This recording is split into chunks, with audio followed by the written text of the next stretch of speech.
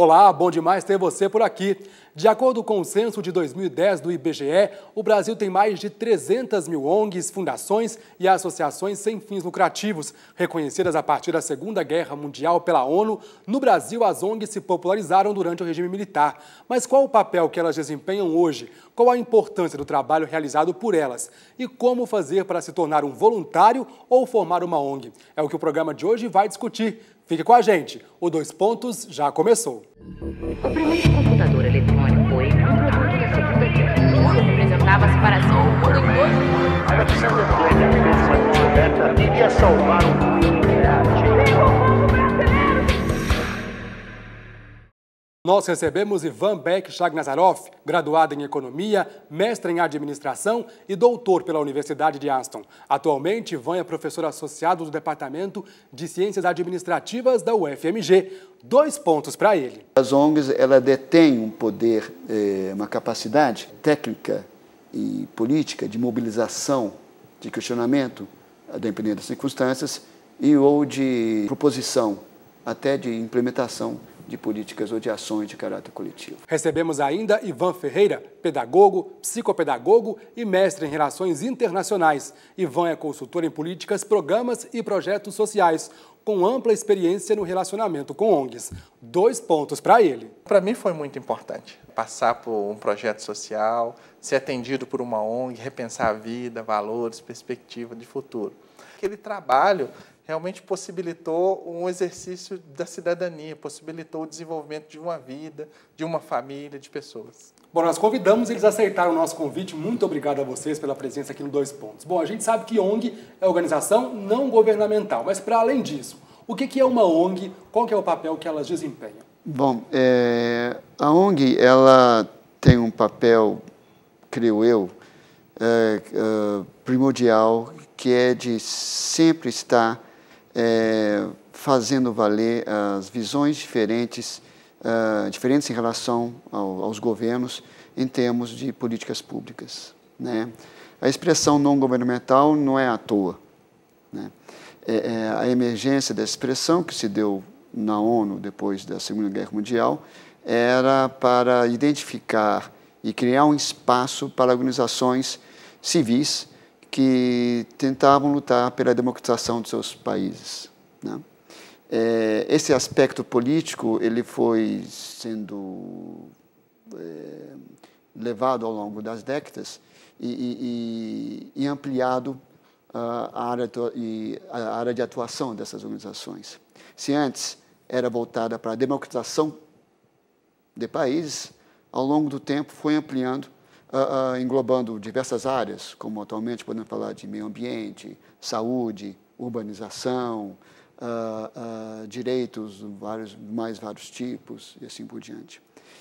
Contemporaneamente, o que a gente pode observar é que a ONG ou as ONGs mantêm seu caráter político, ou seja, de contraposição a políticas governamentais, de controle ou de crítica, mas também é um ponto que significa também um avanço na relação com os governos, é que também elas são chamadas a contribuir, a participar, às vezes até prestar serviços provenientes de políticas públicas, né?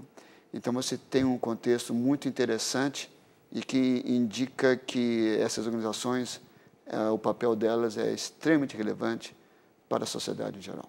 E no trabalho prático, o que acontece? O que a ONG faz? É importante destacar, né, quando nós falamos ONG, essa capacidade das pessoas de se unirem em torno de um propósito, né, um pouco essa essência de uma ONG, né, seja as mais diversas finalidades, propósitos distintos, mas onde possibilita o exercício, né, de um papel como cidadão e o engajamento numa causa. Acho que a ONG traz muito essa ideia, essa essência também, para além, né, do que já foi falado aqui. E é um papel de destaque quando nós percebemos o número hoje, né, tão grande de organizações que estão trabalhando junto com o Estado no desenvolvimento de políticas públicas, em ações efetivas, né, para toda a população. E pensar, né, que uma pessoa sozinha pode fazer algo, mas quando se associa, quando se torna um conjunto, pode fazer algo bem além, isso é muito importante no papel das ONGs. Qual que é a diferença de fundação para associação, para ONGs, enfim, muita gente confunde, né? É bom a gente explicar. Qual que é a diferença? Bom, a ONG tem essa origem de caráter mais político, questionador, preocupado com mudanças, em geral, aprimoramento de alguma determinada realidade, assim por diante. A associação, ela parte de baixo, né, de baixo para cima, mas é mais voltada para interesses mais específicos, mais fechados, mais focados, vamos chamar assim. E fundações são iniciativas individuais, em geral, proveniente de uma pessoa com recursos, que com certos recursos vai abrir uma determinada fundação para atuar numa área bem específica, na área da educação, na área de assistência à saúde, na área de assistência a determinadas pessoas com certos tipos de doenças e assim vai. Parte de iniciativas mais individuais. Já a associação e as ONGs, não, em geral, são de motivações de caráter mais coletivo. Sendo que as ONGs, ela detêm um poder, uma capacidade, como o colega ali falou, técnica e política de mobilização, de questionamento, dependendo das circunstâncias, ou de proposição, até de implementação de políticas ou de ações de caráter coletivo. Agora, toda ONG precisa... Desculpa, pode falar. E também, né, só complementando, por se tratar de natureza jurídica distintas, né, a associação com a fundação, a constituição de uma ou de outra também existem algumas diferenças. Por exemplo, uma fundação, obrigatoriamente, para ser constituída, precisa ter um patrimônio, que não é o caso da associação. Não precisa ter um patrimônio e colocar esse patrimônio à disposição, né, da associação, mas obrigatoriamente eu tenho que fazer para começar uma fundação. Então, tem algumas distinções também de natureza de uma ou de outra. Agora, toda ONG precisa de um CNPJ? Sim, isso por se tratar de uma associação, de uma constituição jurídica, então, obrigatoriamente, essa constituição necessita do CNPJ. Agora, são diferentes áreas, né, em que a ONG pode atuar: educação, saúde. Queria que vocês falassem um pouco sobre isso, essa diversidade. Uhum. São inúmeros os campos. Quando nós pensamos assim, se nós falar ONG, é um universo imenso, né?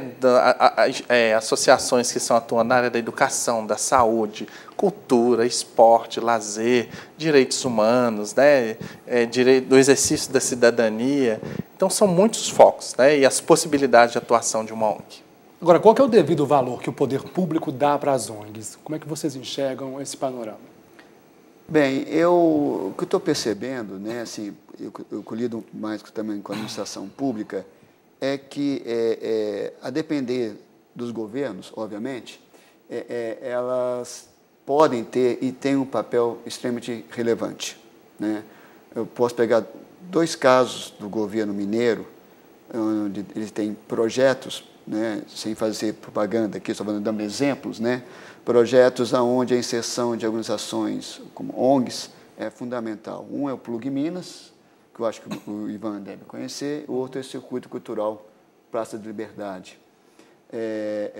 São ONGs diversas, mas que constituem, vamos chamar assim, atores relevantes nessa rede que o governo tenta gerenciar, né, elaborou, para poder implementar ações tanto no programa quanto no outro. Respondendo a essa pergunta, então por que as ONGs estão aí? Porque elas têm, em muitos casos, um know-how, têm um conhecimento, têm uma competência, muitas vezes reconhecida, e por parte dos atores governamentais há um reconhecimento de que, atuando em interação com esses atores, a probabilidade de que os objetivos governamentais possam ser realizados é maior. Então, você tem um reconhecimento da competência dessas organizações, um reconhecimento de que elas podem contribuir e também que essa interação possa ser mais profícua para a sociedade como um todo, em vez de você ter atores governamentais pensando de uma maneira isolada. Essa é a minha visão. Também, eu acho que associando, né, esse conceito com as finalidades de uma ONG, com uma proposta de uma política pública, então você tem um potencial muito grande de ser mais efetivo e mais assertivo naquilo que se quer levar até o cidadão, naquilo que se quer trabalhar para o desenvolvimento da sociedade. Então, a ONG entra aí com um papel de parceria muito importante. Eu acho que esse valor né, hoje tem sido percebido de uma maneira mais consistente pelo Estado, né, pelo ente Estado como um todo. Eu sou estudante de jornalismo e coordenadora da Maré Simples. A ONG surgiu com o objetivo de motivar as pessoas a doarem seu tempo e suas habilidades em favor de diversos grupos sociais. E hoje nós trabalhamos com um leque bem amplo de atividades, todas visando a doação da capacidade, e por isso nós não lidamos com doações financeiras, por enquanto. Dentre as nossas diversas funções na ONG, nós realizamos campanhas temáticas com o objetivo de promover a marca e convidar voluntários em potencial. E, além disso, realizamos também visitas a instituições que vão de creches até asilos. E durante o ano todo, nossas ações são voltadas para promover uma ajuda mais definitiva para as pessoas que passam pela ONG. E isso inclui oficinas, cursos, mini-cursos, workshops, todo tipo de atividade com que eles possam ter uma oportunidade de crescimento profissional e pessoal. A organização surgiu, de fato, a fim de corrigir algumas falhas, algumas questões relacionadas ao trabalho voluntário que eram observadas frequentemente por mim, que incluem uma ajuda muito emergencial, momentânea, ou às vezes uma entrega da doação material sem que haja nenhum contato com quem recebe essas arrecadações. Então, o que a Maré Simples quis desde o início foi fazer uma entrega personalizada, não só das doações de mantimentos e de roupas, de livros, enfim, mas também principalmente da doação do nosso tempo e de nossa capacidade. Quando eu procurei a ONG, eu quis realmente, eu queria saber o que a ONG precisava. E aí eu estou formando em Direito agora e eu ofereci meus conhecimentos jurídicos para ajudar na formação da ONG. Então agora eu estou cuidando da constituição, de toda a parte jurídica de constituição da ONG, eu estou cuidando disso. E depois que eu constituir a ONG, eu vou ficar por conta mesmo das partes jurídicas. Além de outros projetos, outras oficinas, campanhas que eu quero desenvolver com a ONG, eu também vou ficar com essa parte jurídica, que é uma habilidade que eu tenho, porque eu estudei isso. Agora, o papel que se fala das ONGs é de que ela cobre um buraco, às vezes é esse o termo usado, no Estado, onde o Estado está ausente, está lá uma ONG. Isso é verdade? É certo dizer isso? É correto afirmar isso? O que vocês diriam? Eu penso que não necessariamente, porque se nós citarmos alguns exemplos já foram citados, deixa eu partir do que já foi dito e talvez aí trazendo outros exemplos, né? Não necessariamente o Estado precisa estar ausente para que uma ONG atue, né? Pelo contrário, a ONG junto com o Estado tem um potencial de assertividade bem maior do que ou só o Estado ou só a ONG. Existem vários, vou pegar um exemplo da assistência social, não política de assistência social, exemplo que tanto as ações do Estado, como, por exemplo, por meio do Centro de Referência da Assistência Social, né, desenvolvendo uma atuação, como das organizações, né, que estão no mesmo território, desenvolvendo ações, que a ideia é que elas atuem de forma integrada. Então, aí você não tem uma ausência do Estado, mas você tem uma complementariedade, tanto da sociedade civil para com o Estado, tanto quanto do Estado, não complementando, porque ele tem aí a responsabilidade, né, da execução da política pública, mas aí você não tem um buraco. Pelo contrário, você tem uma complementariedade e uma ação conjunta. Ou seja, muito mais uma parceria. Parceria, exatamente a palavra. Essa é a palavra, né? A parceria é considerada como uma estratégia de governança. Em outras palavras, uma estratégia de atuação governamental, né? E como o Ivan já colocou, é uma estratégia na qual se busca complementariedade de recursos, usando a palavra mais em geral. E aí você pode ter esses dois atores realizando objetivos que são comuns, né? E, obviamente, respondendo a demandas da sociedade, que é para isso que eles existem. Agora, muita gente fala que ONG é uma forma de caridade. É correto afirmar isso? Nós temos um processo histórico. Pegando, por exemplo, na Constituição de ONGs, a partir da ideia da assistência social no Brasil, ela se inicia com essa perspectiva, né, da caridade, do atendimento aos desvalidos, aos necessitados, dentre outras características. Mas você tem uma construção histórica, onde hoje você se trabalha na perspectiva do direito do cidadão, na perspectiva de você trabalhar garantindo direitos, trabalhando o desenvolvimento da sociedade, onde entendo que a caridade faz parte, né, para nós como seres humanos, claro, é parte integrante. E se a ONG é constituída de pessoas que se associam, essa parte integrante vai junto, não tem como associar. Mas entendo que é além da caridade, principalmente hoje, a perspectiva de garantia dos direitos para o exercício da cidadania. Mas quem enxerga a ONG como uma forma de caridade, existe algum problema nisso? Qual que é o grande problema que pode ocorrer?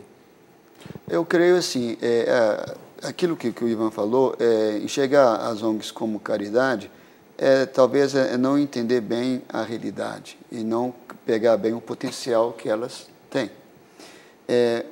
A ONG pode ser um local para um cidadão comum exercer sua cidadania, em termos, exercendo sua profissão, ser cidadão, né, dentro dessa organização.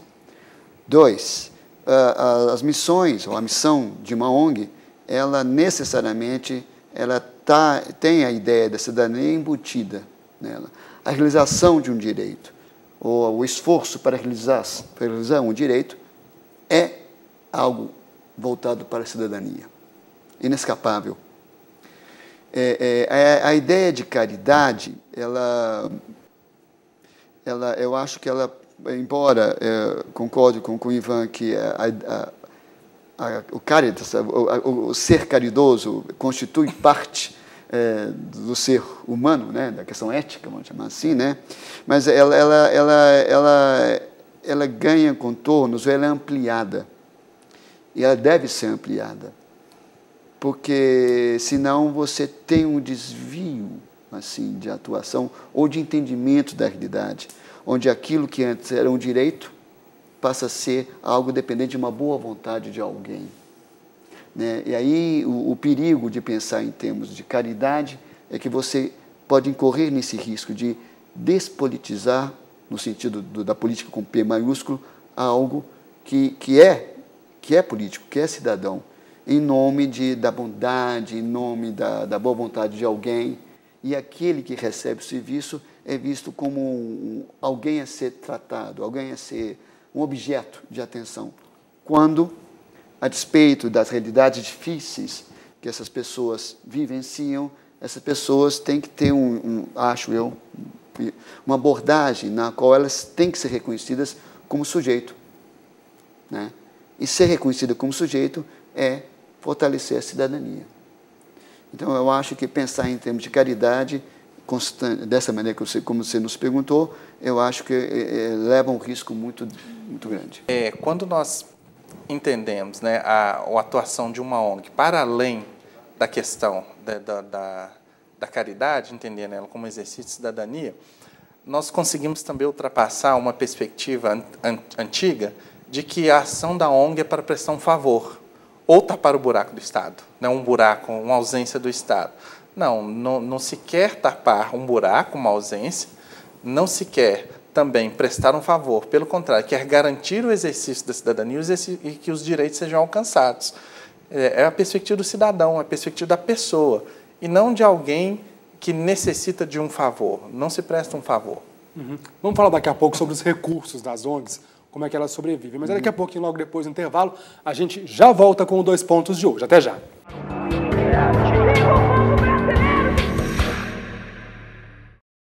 Todos sabem, só eu quem não sei. Todos sabem, só eu quem não sei.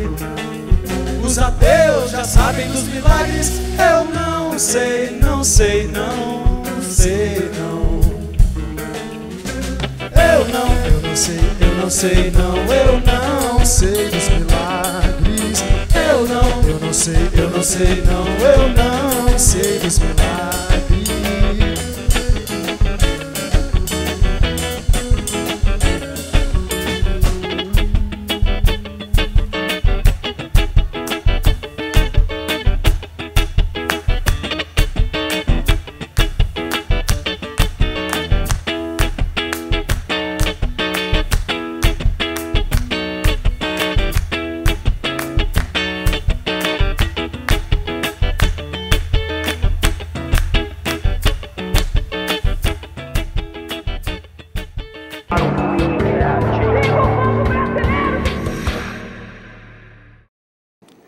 Estamos de volta hoje falando sobre a importância do terceiro setor, recebendo Ivan Beck, professor associado do Departamento de Ciências Administrativas da UFMG, e Ivan Ferreira, consultor de políticas, programas e projetos sociais. Hoje uma conversa com Ivans, né? Bom, como é que as ONGs sobrevivem? De onde que vêm os recursos delas? Bom, em geral, elas vêm de doações, né? São doações voluntárias que buscam garantir uma sustentabilidade institucional.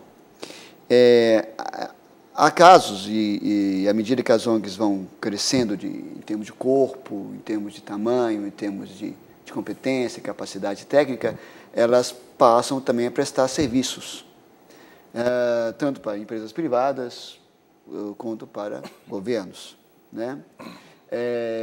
E, além disso, elas também podem vender produtos, objetos que lembram a marca, o nome dela, né? São algumas maneiras que elas têm de obter recursos, né? E se manter sustentável. Com o avanço, né, das parcerias, a perspectiva da ONG enquanto uma parceira na execução de políticas públicas, hoje nós temos também muitas ONGs que recebem convênios, recursos públicos por meio de convênio, que é uma forma também, né, de financiamento e que vai afetar diretamente a sustentabilidade. E de onde que vêm esses recursos públicos, tanto da União quanto dos estados, dos municípios? Como é que se dá esse repasse de recursos? Então, existem ONGs conveniadas nas 3 esferas de governo, seja federal, estadual, municipal. Existe algum problema nesses repasses? Enfim, há quem critique, há quem ache certo? Assim, problemas, em geral, podem sempre ter, né? Isso é quase normal, vamos chamar assim. No entanto, considerando que são organizações que atuam em áreas específicas, né? 2, elas, em geral, são convidadas, em geral, né? Porque têm um histórico profissional já reconhecido. 3, se é a partir de um convênio ou de um termo de parceria, consequentemente, já estão inseridas em uma certa iniciativa governamental. Então, você tem uma justificativa política, de políticas públicas, uma justificativa técnica, né, que faz com que o governo tome a iniciativa de, a partir de uma licitação, às vezes, de um anúncio, chamar algumas ONGs que vão, por meio de projetos, participar de uma seleção, né, que se supõe criteriosa, técnica, e com a melhor proposta ser convidada ou ser selecionada para atuar em determinados campos e setores. Assim. Agora, você estava me dizendo que tem muito do aspecto também ideológico, né? Das pessoas que analisam e depois criticam esse repasse. Alguns acham que é importante, outros acham que não. Muito do lado ideológico mesmo. Uns da direita vão falar uma coisa, os da esquerda vão dizer outra. É o seguinte, isso muita gente da esquerda, vamos chamar assim, né, que entendem que o Estado é o ator principal na área pública, vão considerar que essa atuação com as ONGs seria uma espécie de terceirização, né? É uma espécie de privatização escondida, de tal maneira que o Estado iria focar suas atenções em questões outras e deixando o social em segundo plano.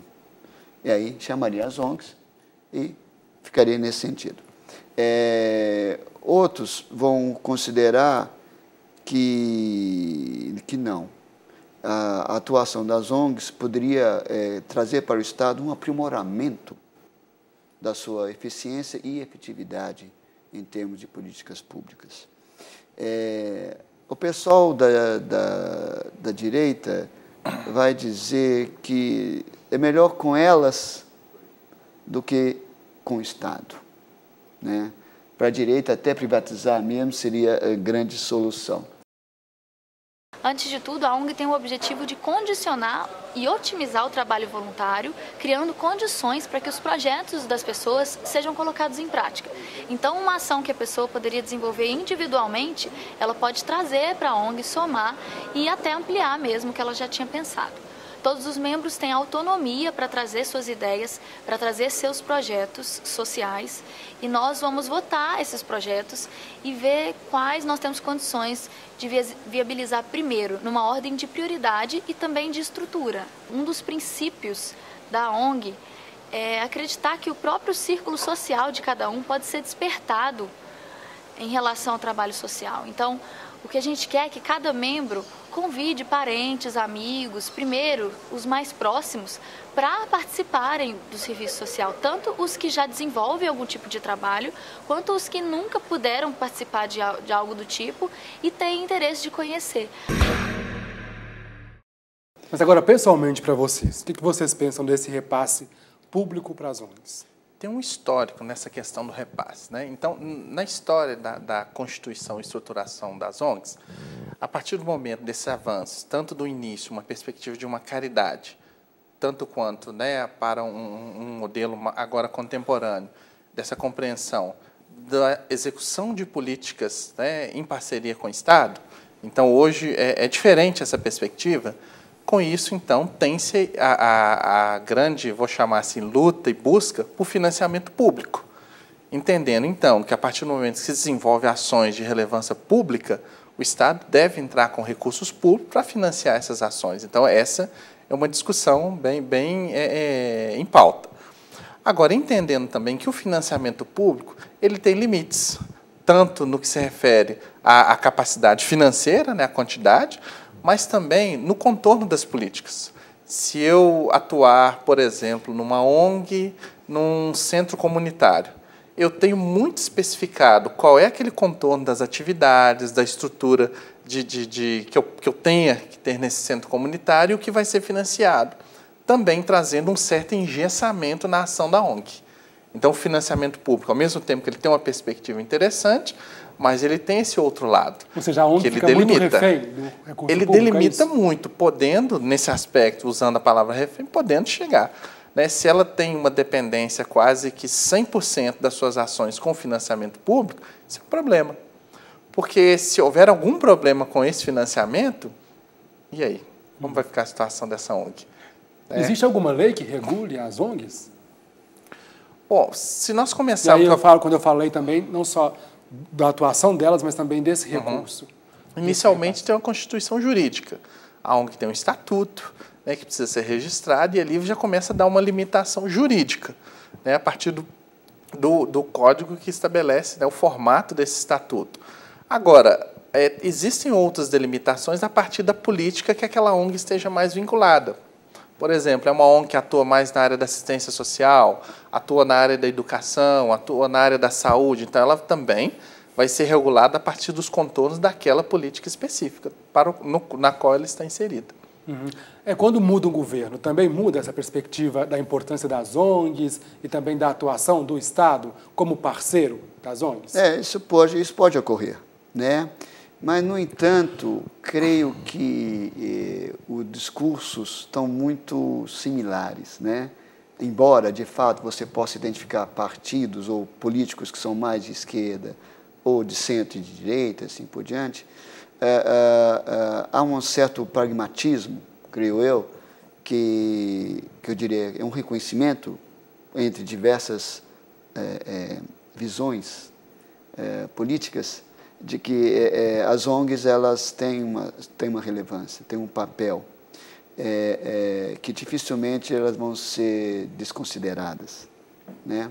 Pode haver uma diminuição da interação e tudo mais, mas dificilmente você vai encontrar políticos ou grupos políticos que vão desconsiderar esses atores, né?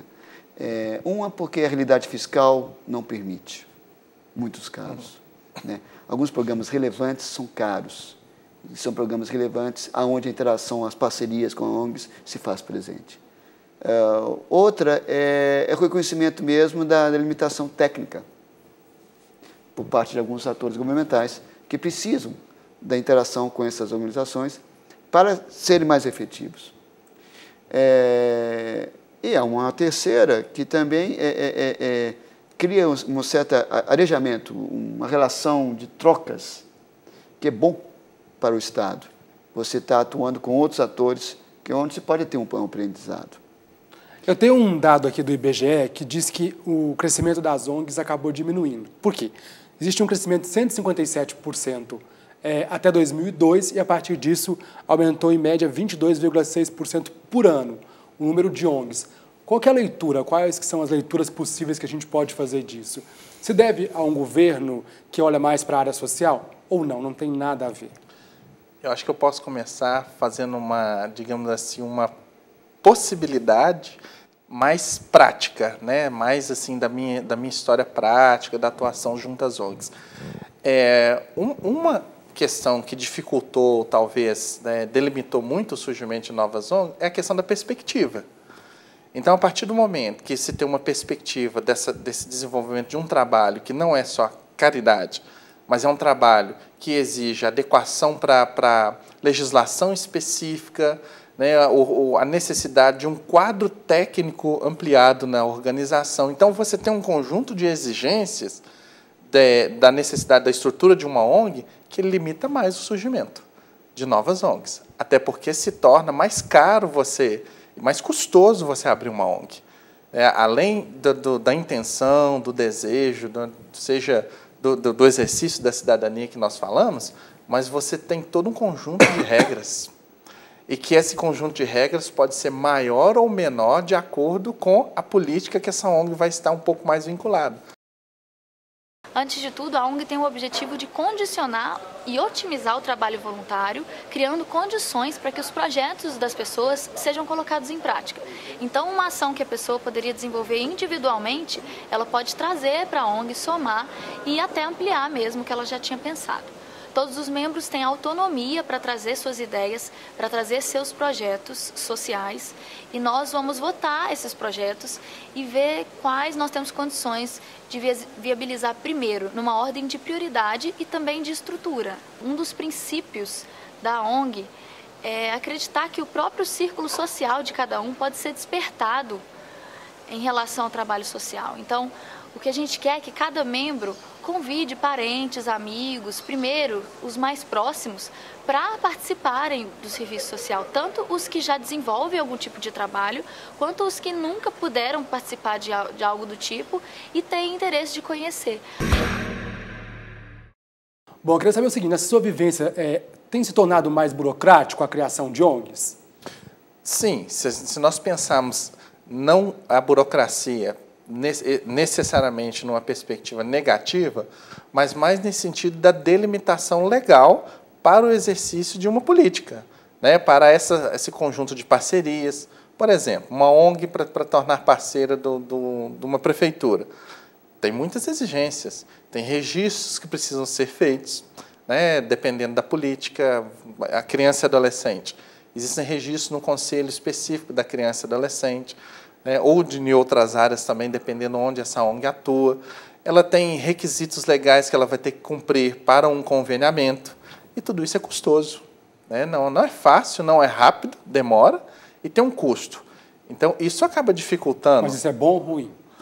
Essa burocracia? Na perspectiva da construção da política, é bom. Agora, nós temos que pensar quais os incentivos e apoio para que se chegue até essa questão dos registros, né, de toda essa regulação que é exigida.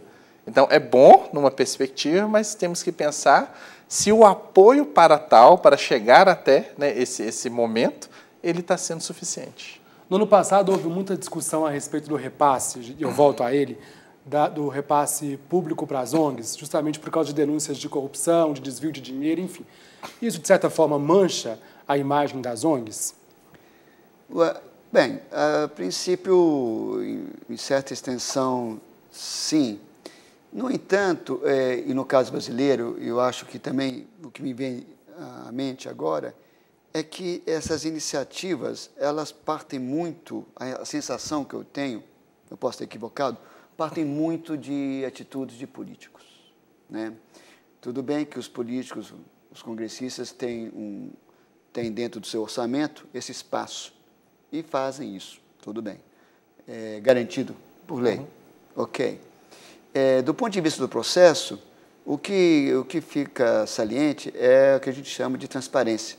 Melhor dizendo, falta de transparência, né? Tudo bem que ele tem, vamos supor, que o político tem uma certa quantia que ele pode transferir para qualquer tipo de organização que ele considere justo, meritosa, né? Esse processo ele é legal, no entanto, carece de transparência, ou seja, por que tais ONGs foram selecionadas? O que elas fazem, né? Qual a relevância delas para o contexto no qual eles atuam? Algumas informações que poderiam justificar ou até esse tipo de procedimento. Eles até devem existir lá dentro do Congresso, por exemplo. O problema é verificar se é verdadeiro ou não, né? Em termos de resultados, mancha mais a imagem do Congresso. Né? As ONGs, as que são boas, permanecem. E a ideia afeta negativamente a ideia, a concepção. Mas, assim, eu acho que isso é um pouco mais pontual. O que mancha mais é o Congresso. Até porque são 700 ONGs fechadas por causa de corrupção. É um número irrisório, né, se a gente for pensar, comparado à quantidade de ONGs que existem. Um número bem pequeno. E quando se trabalha de uma forma generalista, né, as ONGs, fica essa sensação desagradável, né? As ONGs, como esse arranhar da imagem. As ONGs, então, estão cometendo irregularidades, as ONGs estão fazendo... E não é o real, né? Tanto por esse número que você mostra, mas também se pensar uma ação como essa que você citou, que ocorreu no ano passado, que foi relacionada a um ministério e no âmbito, né, de governo, você tem inúmeras outras, né, milhares de outras ONGs a nível municipal, a nível estadual, que continuavam com seus convênios, executando as ações em parceria com o governo, normalmente, sendo fiscalizadas, sendo monitoradas, prestando contas. Quer dizer, tem todo um outro cenário, que esse é o cenário expressivo. Eu concordo quando o professor fala, né, que essa questão também do legislativo, eu acho que ela acontece devido, né, ao que a gente ouve e acompanha de notícias, informações, etc. E é ela que acaba, na verdade, arranhando essa imagem. Vamos explicar daqui a pouco como é que as pessoas fazem para poder participar de uma ONG, também para fundar uma ONG, mas é daqui a pouquinho, logo depois do intervalo. A gente vai para o intervalo e volta daqui a pouquinho, conversando sobre terceiro setor, especialmente sobre ONGs, com o Ivan Beck e o Ivan Ferreira. A gente volta já já.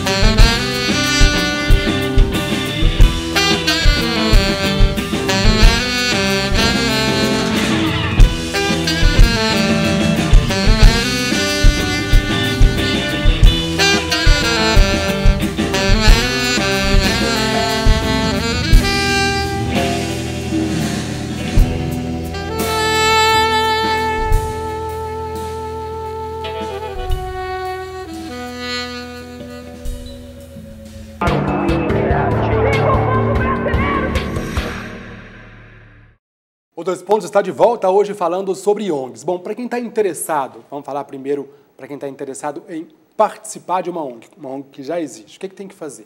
O que tem que se atentar? Quais que são os erros primordiais das pessoas que tentam entrar, tentam ajudar, enfim, fazer parte, mas acabam cometendo erros? Bom, é uma importante perspectiva essa, quando nós falamos de ajudar, colaborar, fazer parte ou, de alguma forma, né, apoiar o trabalho de uma ONG. Eu, particularmente, pelo tempo, né, há 18 anos já trabalhando com ONG, um primeiro ponto importante que eu destacaria é que é preciso pensar para além de satisfação pessoal.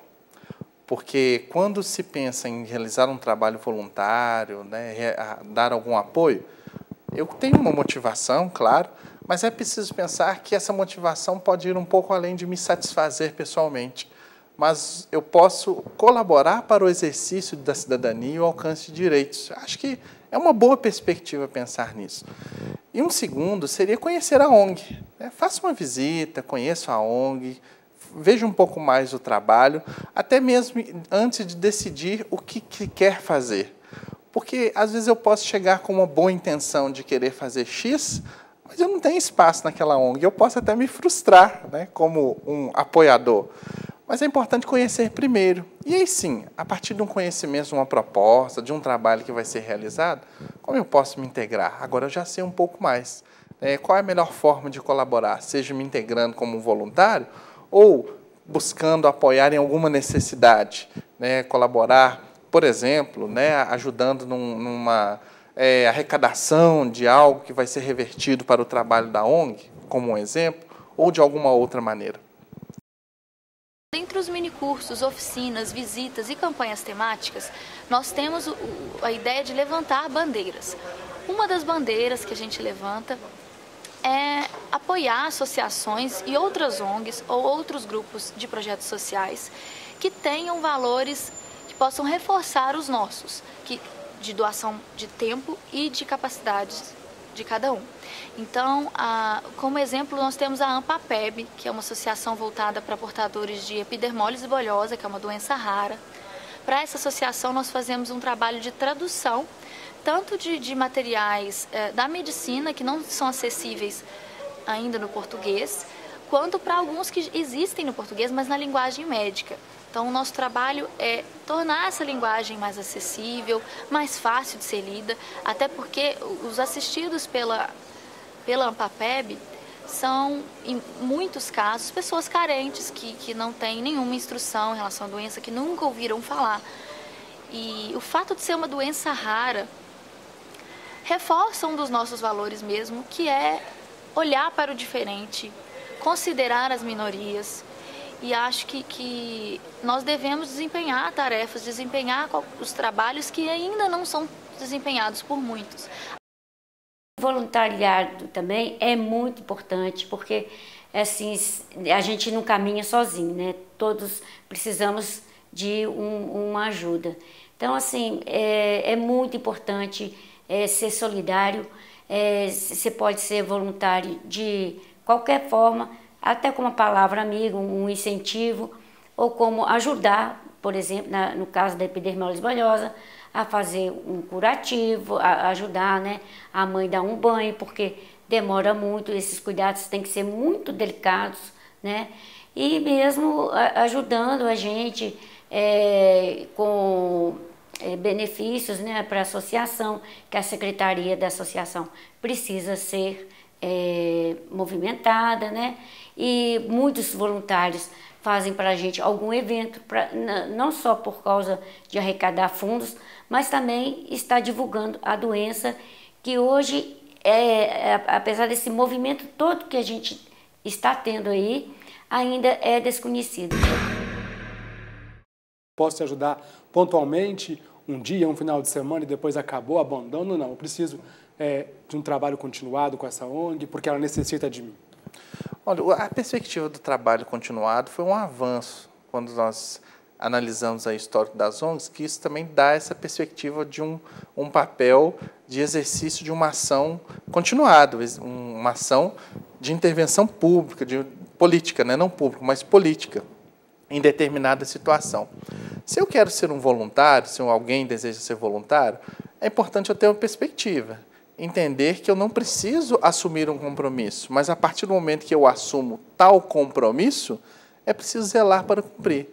Eu não preciso ter uma ação continuada numa ONG, não obrigatoriamente.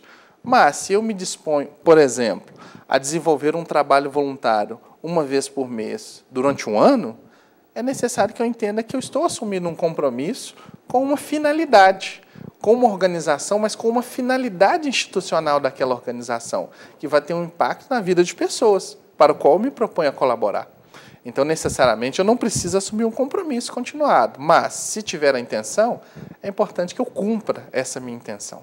O que está por trás da fala do Ivan é o seguinte: o voluntário está querendo se inscrever em uma organização. E essa organização já está formada.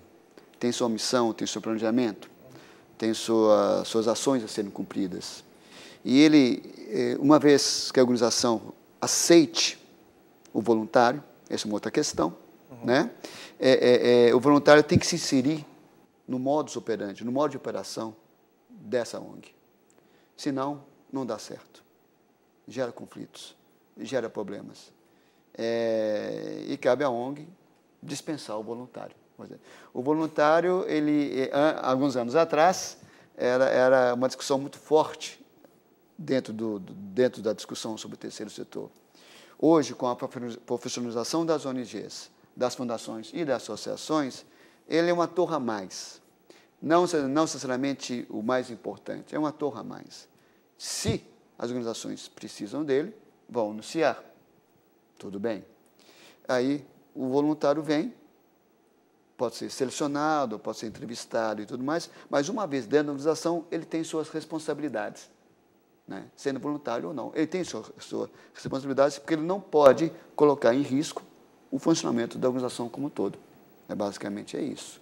E outra perspectiva de apoio também ali no voluntário, que nós percebemos e encontramos muito, são apoios nessa perspectiva de captação de recursos, de incremento do trabalho técnico, né, que às vezes a ONG tem uma necessidade interna de uma melhoria numa perspectiva técnica do trabalho, mas existem várias outras instituições que disponibilizam esse apoio técnico para essa ONG. Isso também é importante, né, uma forma de colaborar.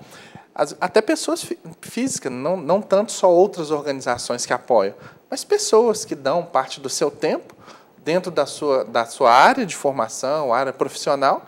Isso também é um apoio importante. Vou citar um caso real, né? Uma organização, na qual é um atendimento para crianças e adolescentes, e que um outro grupo de pessoas, como que eles estão apoiando? Eles estão apoiando, melhorando a estrutura física, colaborando, por exemplo, numa reforma daquele espaço físico da instituição. Ou seja, existem várias formas de colaborar, mas sempre, né, como o professor Ivan colocou, eu acho que sempre nessa perspectiva, eu sou um ator a mais, um ator que complementa, que está junto. Eu penso que é um risco, né, e pode trazer os conflitos também, uma perspectiva de ser um voluntário, mas eu estou indo ser um voluntário porque eu estou com algum problema, estou com algumas dificuldades, e é ali que eu vou encontrar um tempo de descanso. Não necessariamente. Né? Vai encontrar muita coisa para fazer, muita coisa a se encaminhar, e aí pode gerar conflitos, sim. E para quem quer fundar uma ONG, o que precisa fazer, o que precisa saber, quais que são os erros que as pessoas cometem? Eu acho que um primeiro erro é o de perspectiva. É preciso pensar nessa perspectiva para além da caridade, para além, né, da boa vontade da ajuda, que são elementos, mas é preciso pensar que hoje existe toda uma regulação, né, muito bem definida para a constituição de uma ONG.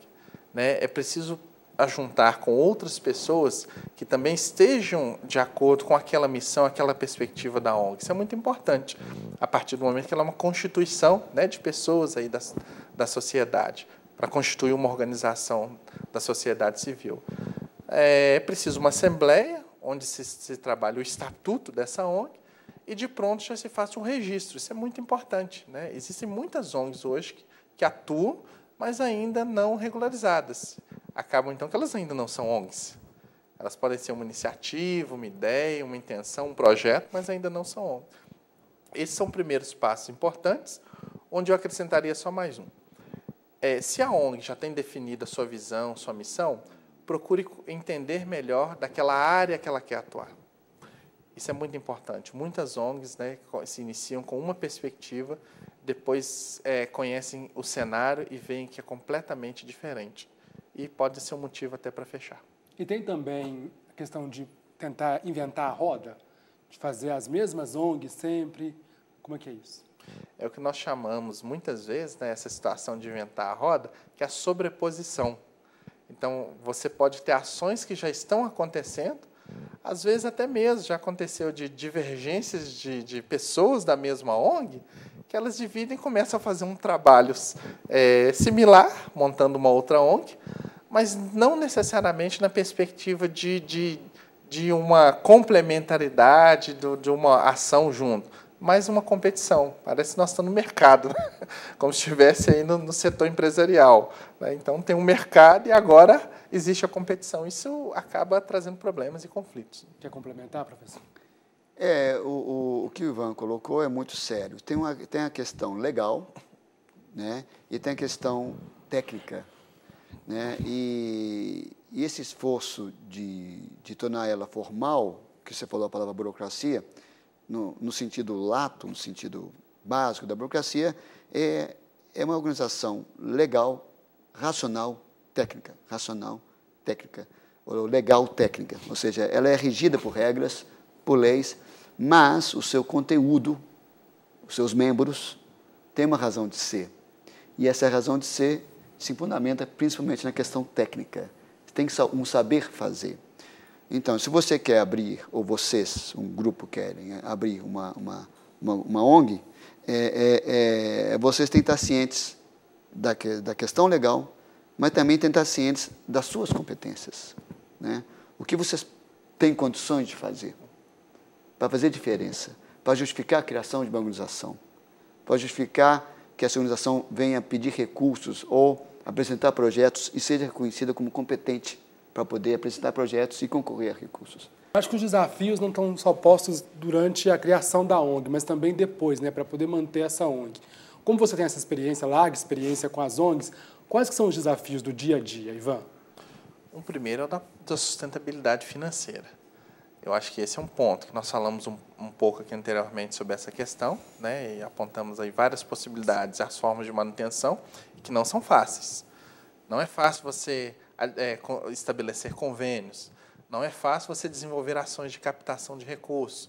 Não é, principalmente no Brasil, quando nós pensamos em captação, hoje, no meio empresarial, muitas empresas constituíram suas próprias ONGs ou fundações. Uhum. Isso faz uma diferença no cenário, né, de sustentabilidade para as outras ONGs. Uma outra questão de impacto também na sustentabilidade, a questão do apoio externo, né, recursos vindo do exterior. E se o Brasil está na 7ª economia, espera aí, ONG no Brasil. Por que eu vou financiar uma ONG no Brasil? 7ª economia do mundo. Eu penso que já é a 7ª, né, professor? É a 8ª, área do senhor, nona, né? dependendo depende do que vai acontecer. Então, isso também é desafiador, né, para manter a sustentabilidade. E um outro aspecto da manutenção da ONG é o que o professor Ivan também citou, a competência técnica. Não é fácil você desenvolver, aprimorar e manter uma certa estabilidade nas competências técnicas desenvolvidas pela ONG, porque isso também é custo. Isso também, você precisa de mão de obra especializada. Você precisa de apoio especializado para aprimorar e continuar desenvolvendo as competências técnicas. Existe muita atuação de ONGs estrangeiras aqui no Brasil? E qual que é a importância disso? Existem muitas ONGs estrangeiras atuando no Brasil.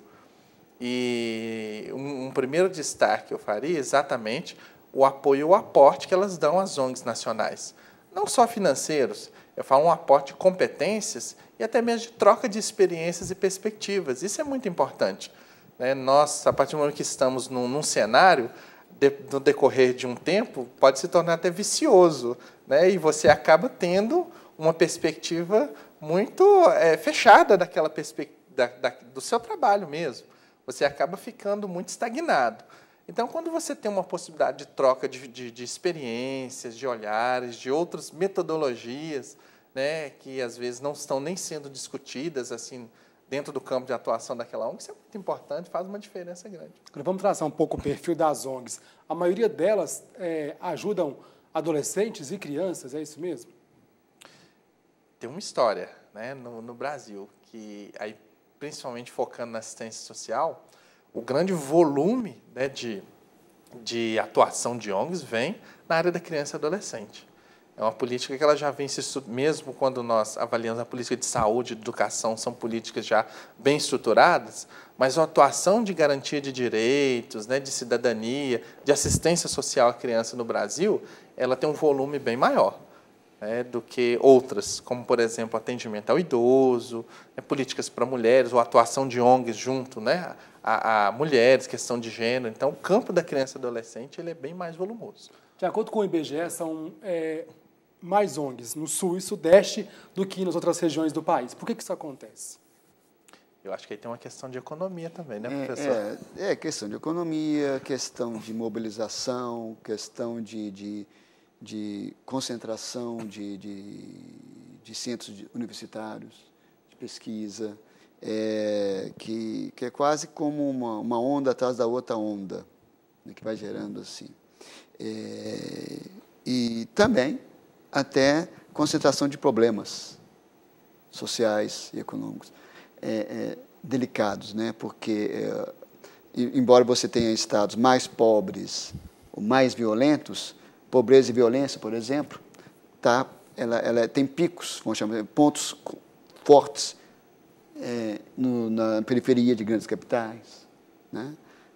São Paulo, Rio, BH e assim vai.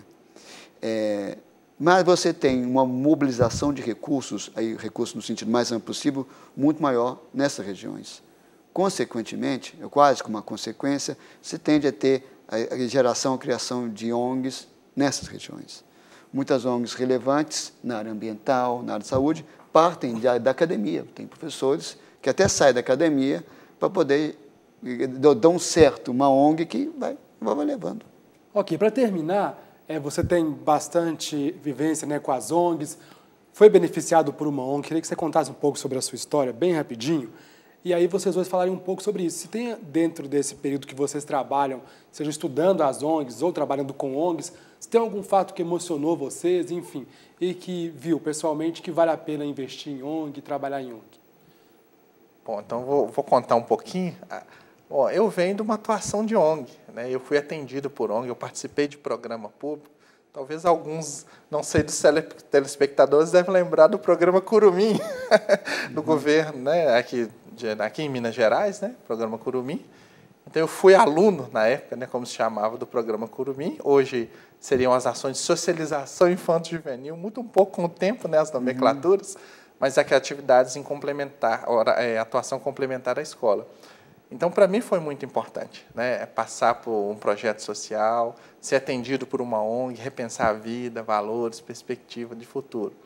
E hoje, né, nos dias de hoje, assim, um exemplo muito que me chama a atenção, por exemplo, numa atuação em abrigo para criança e adolescente, quando nós recebemos o convite de um jovem que vai se casar, que está constituindo uma família, olha, eu estou fazendo faculdade, olha, eu estou no emprego, estou trabalhando em tal lugar. Então, você vê que aquele trabalho realmente possibilitou um exercício da cidadania, possibilitou o desenvolvimento de uma vida, de uma família, de pessoas. Isso é muito bom. Professor. Essa área de criança e adolescente é uma área bem delicada, porque nós estamos lidando com o futuro de um país. Né? E é uma área que, de fato, merece atenção. E esses dois projetos que eu citei, en passant, são projetos que eu estou estudando, né? E o Plug Minas, por exemplo, é um pouco mais similar, um pouco acho, mais aperfeiçoado, talvez, um recorte menor, porque é um projeto bem menor, mas, no entanto, ele lida com adolescentes e pré-adolescentes que estudam no ensino público e que alguns conseguem galgar condições melhores de vida. E dentro dos projetos que estão dentro do Plug Minas, você tem projetos relacionados ao empreendedorismo. E são meninos que abrem seus próprios negócios. Eu então vi alguns depoimentos, né? E os meninos, eles são muito agradecidos com a experiência que eles tiveram dentro desses programas, a partir de ONGs, ou a partir do SEBRAE, ou a partir de outras ONGs que dentro desse grande programa atuam. E os meninos podem participar de diversos núcleos, vamos chamar assim. E os depoimentos são os mais positivos possíveis. Você fortalece a autoestima, além de dotar eles de certas competências, de novo, que permitem a eles ou abrir um negócio próprio, ou a tentar inserir no futuro curto dentro do mercado de maneira diferenciada. Então, faz uma diferença muito grande. Ok, espero que as pessoas se sintam influenciadas por vocês, por tudo que aprenderam aqui hoje e que possam participar, não é verdade? Quero agradecer demais a presença de vocês, muito obrigado e voltem sempre, tá? Voltem outras vezes também. Foi um prazer. Bom, o programa de hoje termina aqui. Mande a sua crítica ou sugestão para 2pontos.tvufmg@gmail.com. Um grande abraço a todos e até a próxima.